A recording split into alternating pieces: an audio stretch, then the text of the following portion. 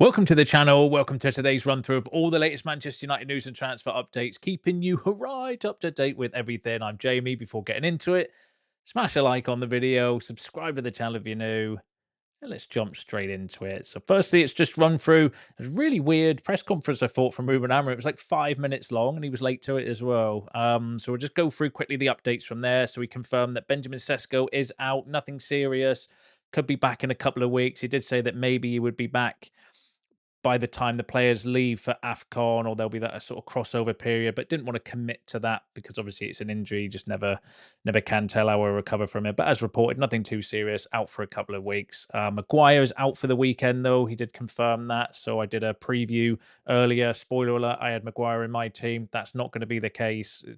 We'll have to, maybe Lenny Yoro or even Mazraoui could come in for Maguire. Did say that Mainoo's going to be back in training tomorrow, so he's likely to resume his position on the bench for the game again on Monday.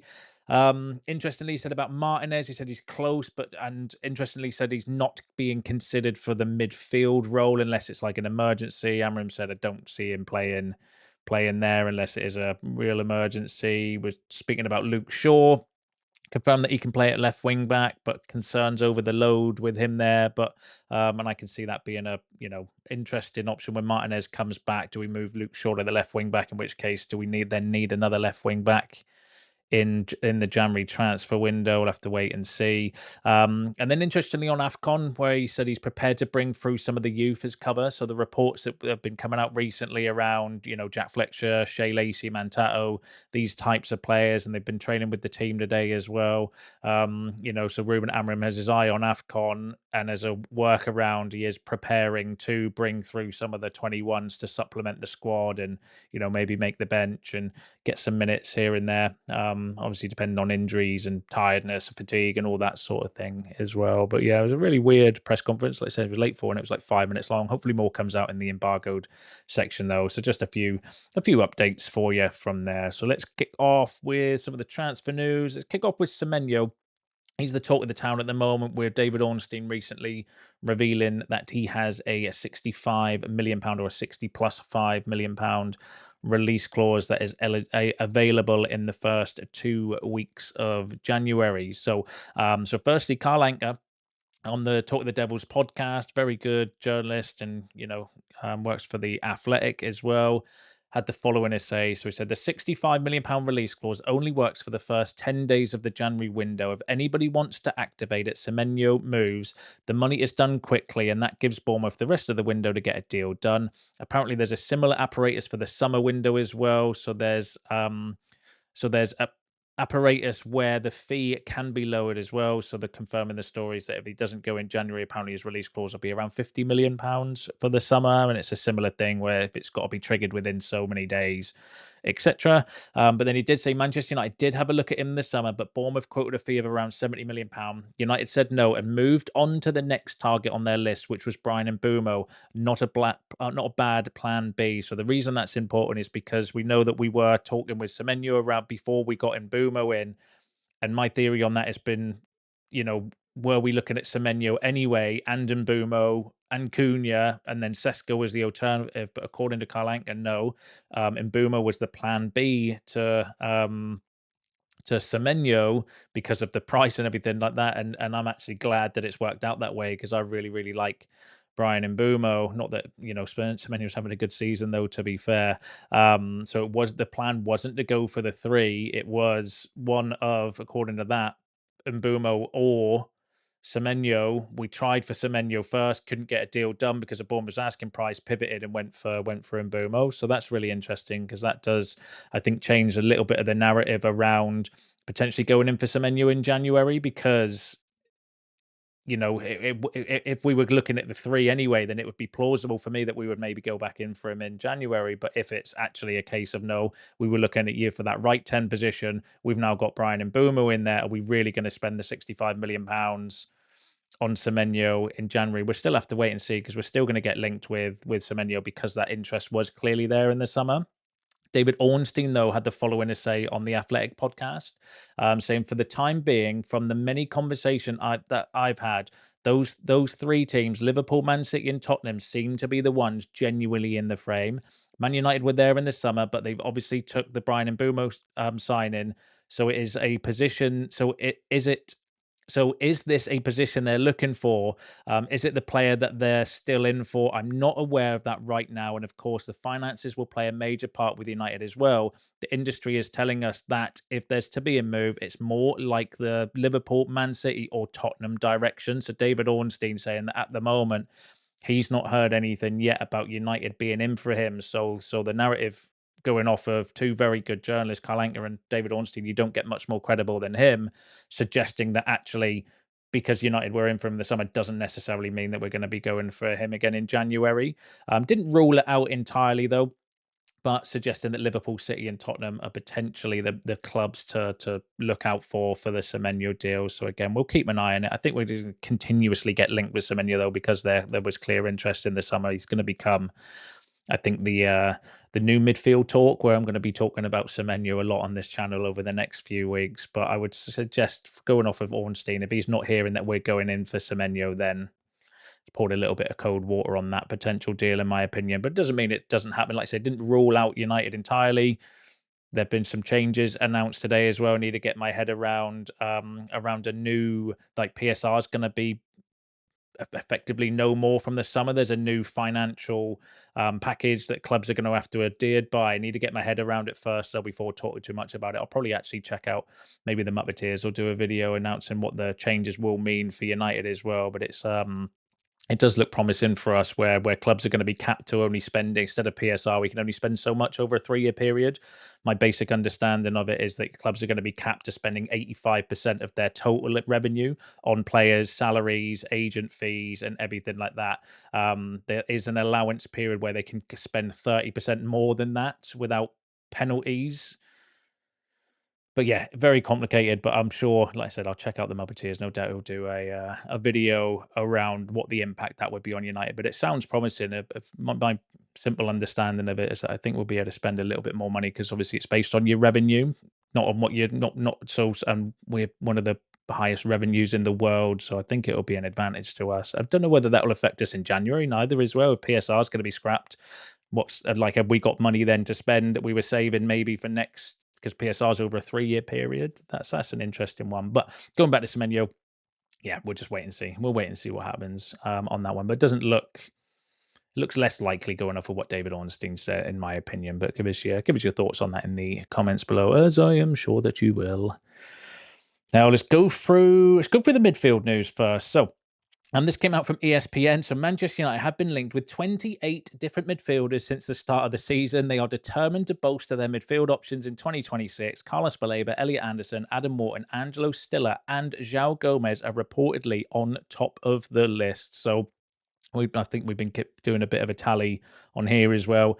I've been saying it's well over 20 midfielders, but according to ESPN, 28 different midfielders that we've been linked with. Who'd have thought that United have put it, or that it's been put out there that Man United want a midfielder, and then lo and behold, almost 30 midfielders have since been linked with United. But the main names on there: Baleba, Anderson, Wharton, Stiller, João Gomez. They're the according to ESPN, the main sort of targets. And I think it just become down to availability, price, suitability, who wants to come, and so on and so forth. Interestingly, there's been a bit of news on a few of these players today as well. Let's go through the Stiller news first. So in addition to Baleba, and on par with Baleba, Angelo Stiller is also extremely high on Manchester United's thinking as well, and is backed and liked by both Jason Wilcox and Christopher Vival. That came from Ben Jacobs, suggesting that Angelo Stiller, and I think Romano has mentioned Angelo Stiller as well. So I would potentially, there's a reason why he's on that shortlist from ESPN, because he has been linked with us by credible places and credible people as well. Defense Central, who are a Real Madrid centric outlet, have said, though, that Angelo Stiller would prefer to join Real Madrid over a move to Manchester United. I would be a little bit wary of that source of information, though, because they did do an article the other day linking us with Chouameni, which has since been debunked. So they're not the most credible based on that. But I could see that would make sense for, Stiller maybe following in Tony Kroos's footsteps, because, he is linked and been compared to Tony Kroos as well in terms of his play style and stuff. But again, it's going to be with the midfield. I think there's a good combinations that we could get out of the players that we are linked with. Like, I wouldn't be upset with, Stiller and Gomez, for example. I think that would be a good combination in midfield. And we'll all have our preferences and choices. Like, the one player for me, though, that I think we should be going all out for is Anderson. I've said that multiple times on previous videos. He's my type of midfielder, where he's a little bit all in on everything, where he can pass, he can run, he can tackle. I like those sort of midfielders with that specific skill set, where they are can do a little bit of everything personally. And on Anderson, there's been a couple of updates from there. So firstly, this came from Paul Hurst, who's a good source, saying that Man United are tracking £100 million Elliot Anderson before potential summer move. United view the 23-year-old as a possible replacement for Casemiro, but could face competition with Liverpool and Newcastle, also linked with Nottingham Forest midfielder. It's unlikely that United will bid for Anderson in January, but United are tracking him too and have added him to a shortlist of potential recruits for the next campaign. So that's interesting. More confirmation that Elliot Anderson is one that is being tracked by us. Now, Craig Hope, who writes for the Mail, a very good journalist that's connected with Newcastle. If you remember back to the summer, he was the one coming out with the waffle around Sesko and bits like that as well. So he said that while Anderson's heart would bring him back to Newcastle in a beat, there is a feeling he will have his pick of clubs at home and abroad come next summer. My instinct is one of, if not both, the Manchester clubs will make a serious play for him. Don't be surprised to see interest from Spain either. So calling to Craig Hope, who's a good journalist specifically for Newcastle, he's suggesting that while, he would maybe want to go back to Newcastle because he is a Geordie and it's his hometown club, a little bit in the, like Alan Shearer type scenario. But his instinct is that maybe Man United and Man City potentially could make a serious play for him as well. So that's interesting regarding Anderson. There's been a bit of news from Court Offside as well. Not the best source, so take this one with a pinch of salt. But they're saying if Court Offside sources have claimed that Man United are confident they can sign Elliot Anderson for less than Nottingham Forest's current £100 million valuation. They stated financially the situation is complex. Anderson is under contract with Forest until 2029, giving the club strong leverage. Internally, the club believes Anderson value could exceed £100 million if his development continues. Still, Manchester United are confident that £60 million would be enough to tempt Forest into negotiations.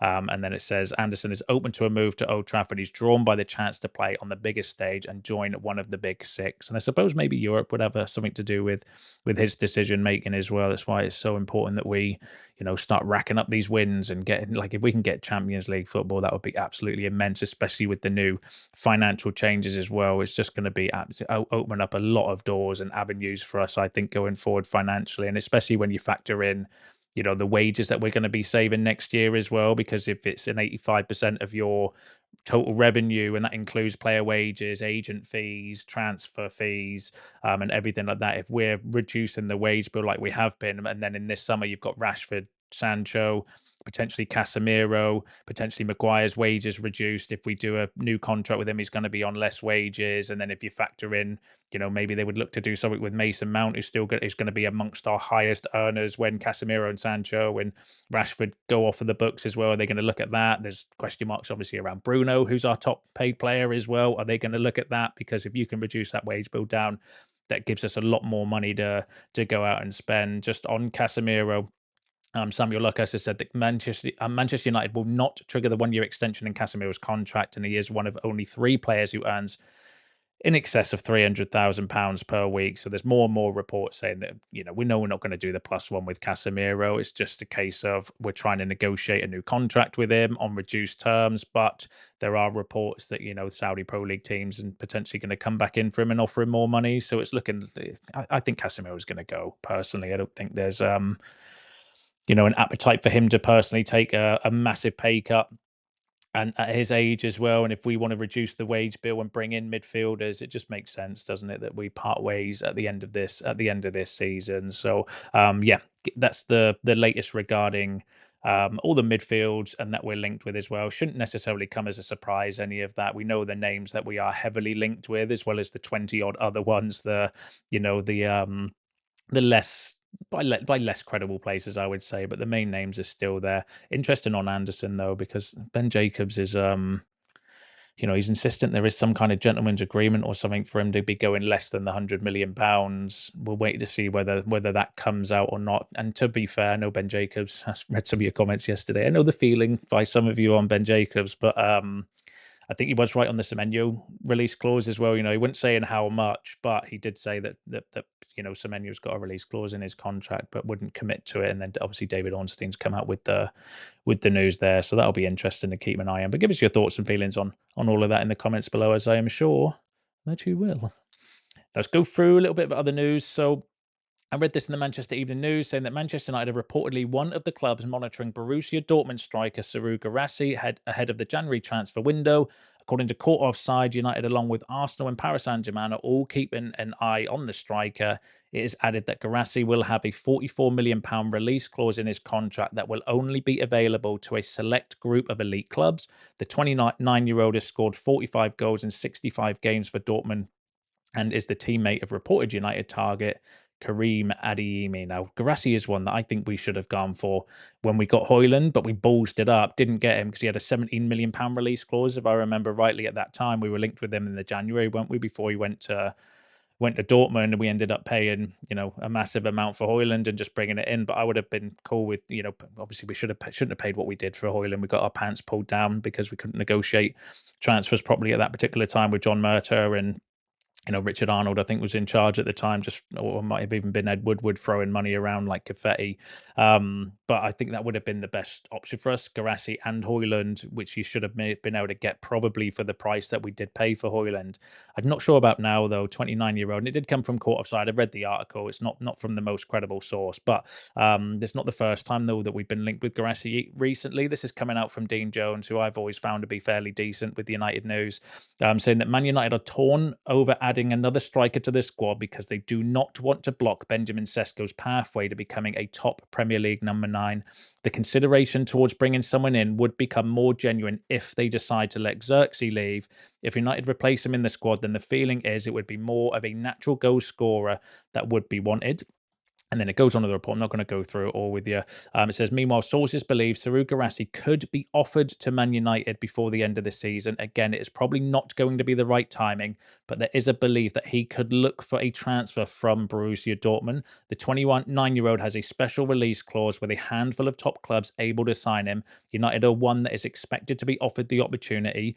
Sources believe that it is an avenue that will be explored by the player, but at the moment, there are two major issues. So just to pause there before I summarize the rest.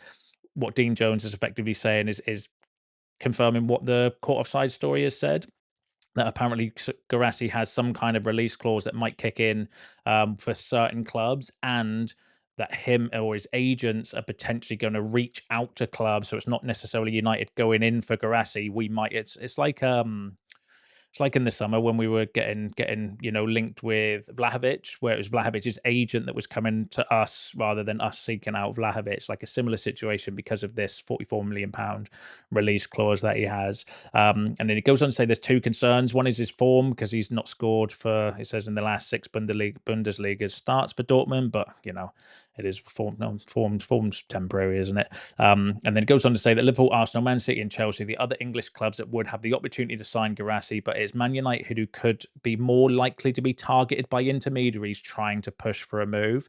And then it says, secondly, at the moment, the stance seems that United would not want a striker of his profile because of the threat that it would pose to Sesko. So in summary, the article there by Dean Jones is effectively saying that, look, Man United could be offered the opportunity to sign Guirassy because of this release clause for certain clubs, £44 million, but they would be torn over it. One, because it would mean that it would make a decision. We'd have to make a decision on Xerxes.